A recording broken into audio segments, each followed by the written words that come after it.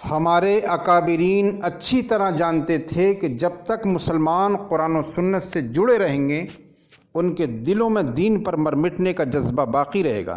جب تک ہندوستان میں یہ مدارس باقی رہیں گے اسلام کی شمع روشن اور ضیاء پاش رہے گی۔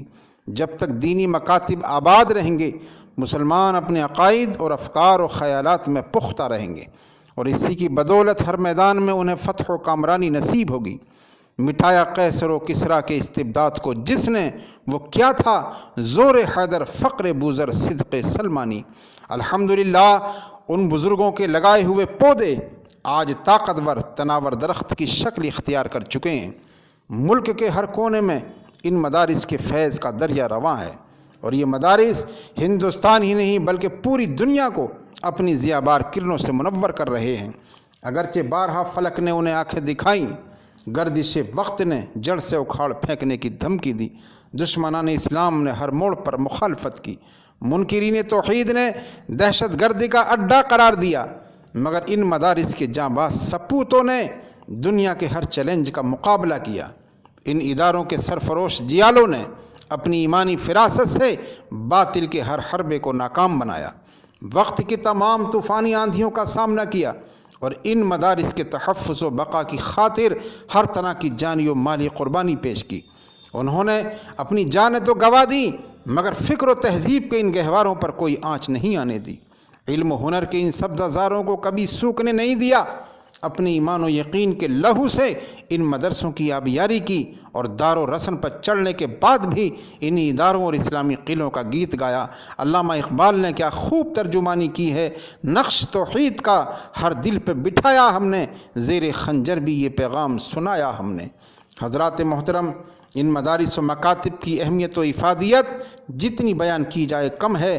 حقیقت یہ ہے کہ ان مدارس کی بدولت ہمیں ایمان نصیب ہوا، انہی اداروں سے ہمیں وحدانیت کا درس ملا، انہی مدارس کے طفیل اس ملک میں مسلمانوں کا تشخص اور امتیاز باقی ہے، انہی مدارس سے شرمندگان ساحل کو بحر بے قرار نصیب ہوا، انہی اداروں نے گمگشتہ راہ لوگوں کو کفر و دلالت کی عمیق کھائی سے نکال کر ہدایت و روشنی کے مرغزاروں میں لا کھڑا کیا، اور یہیں سے تشنگان معرفت کو علم و یقین کا آب حیات تقسیم ہوا۔ دنیا کے کسی بھی کونے میں آج جو اسلامی علم لہرا رہا ہے، ایمان و یقین کی شمع جل رہی ہے، علم و حکم کا دریا بہہ رہا ہے، وہ انہی مدارس کا احسان اور ان کی دین ہے۔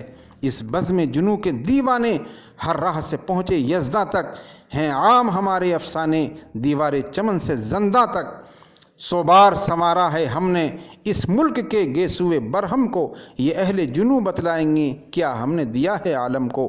سامعین گرامی قدر، آپ غور تو کیجئے، آج کسے دہشت گرد کہا جا رہا ہے؟ کن اداروں کو دہشت گردی کا اڈا قرار دیا جا رہا ہے؟ کن مراکز کو بنیاد پرستی کا طعنہ دیا جا رہا ہے؟ یہ مدارس، دین کے یہ قلعے، ان پر دہشت گردی کا الزام؟ افسوس صد افسوس، ارے یہ مدارس تو اس قابل تھے کہ انہیں سینے لگایا جاتا، پلکوں پر بٹھایا جاتا، انہیں پھلنے پھولنے کا موقع دیا جاتا، ان کی تعمیر و ترقی میں ہر طرح کا تعاون کیا جاتا، ہر ممکن انہیں سرسبز و شاداب رکھنے کی کوشش کی جاتی، کیونکہ یہی وہ مدارس ہیں جن کی کوکھ سے جنم لینے والے علماء کرام کی قربانیوں کے نتیجے میں ہندوستان آزاد ہوا۔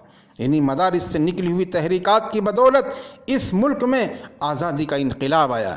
انہی مراکز کے جانباز سپاہیوں کی جد و جہد کے بعد باشندگان وطن نے سکون و راحت کا سانس لیا۔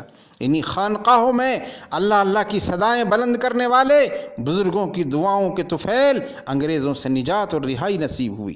لیکن آج یہی مدارس برادران وطن کی نگاہ میں سب سے بڑے تنکے ہیں۔ ان دینی مراکز کا وجود ان کے حلق سے نہیں اتر رہا ہے، اور انہی اداروں کو یہ ملک کے تقدم و ترقی کا سب سے بڑا معنی خیال کر رہے ہیں۔ یوں دکھاتا ہے ہم کو نظر باغباں، جیسے گلشن پہ کچھ حق ہمارا نہیں۔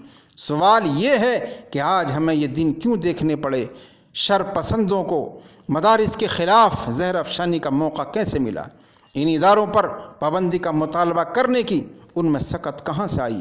مدارس کو غیر ملکی سرگرمیوں میں ملوث ٹھہرانے کی جرت کیوں کر ہوئی؟ اور ان مراکز دینیہ کو بنیاد پرستی کا طعنہ قرار دینے کی ہمت کیسے ہوئی؟ کیا اس میں ہمارا قصور نہیں ہے؟ کیا یہ ہماری بے توجہی کے سبب نہیں ہے؟ کیا مدارس سے ہماری بے التفاتی کا اس میں دخل نہیں ہے؟ کیا ان باطل تحریکات میں ہماری غفلت و لاپرواہی کار فرما نہیں ہے اور یقیناً ہے، اور اس طرح ہے کہ ان مدارس اسلامیہ کی اہمیت کو ہم سے زیادہ غیروں نے سمجھا ہے، مکاتب دینیہ کی افادیت کو مسلمانوں سے زیادہ غیروں نے محسوس کیا ہے، اور ان دینی اداروں کے فوائد ہم سے زیادہ غیروں پر عیاں ہیں۔ یہ اچھی طرح جانتے ہیں کہ انہی مدارس کے جیالوں نے انگریز جیسی ظالم و جابر قوم کو ہندوستان چھوڑنے پر مجبور کر دیا تھا۔ اگر آج بھی مدارس کے یہ سپوت اپنی صفوں میں اتحاد پیدا کر لیں، آپسی اختلافات کو بھلا کر ملت اسلامیہ کے مفاد کو اپنا نصب العین بنا لیں اور باہمی رنجش اور چپ قلش کو بالائے طاق رکھ کر احیاء دین پر اپنی تمام تر توجہات مرکوز کر لیں، تو جب اور جس وقت چاہیں یہ کامیاب ہو سکتے ہیں۔ آبرو باقی تیری ملت کی جمعیت سے تھی، جب یہ جمعیت گئی دنیا میں رسوا تو ہوا۔